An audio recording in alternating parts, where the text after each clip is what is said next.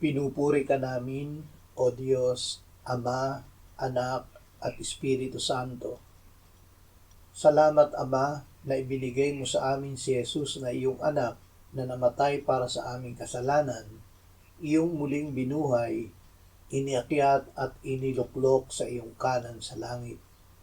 Salamat na ibinigay mo sa amin ang iyong banal na Espiritu at sa pamamagitan niya ay ibinuhos mo ang iyong pag-ibig sa aming puso.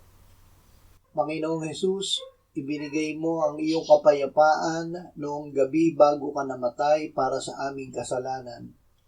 Ito ay dahil alam mo na ikaw ay muling bubuhayin ng Ama dahil sa kanyang pagpapawalang sala sa amin, bunga ng pag-aalay mo ng iyong sarili. Salamat, Ama, na yamang pinawalang sala mo kami dahil sa pananampalataya.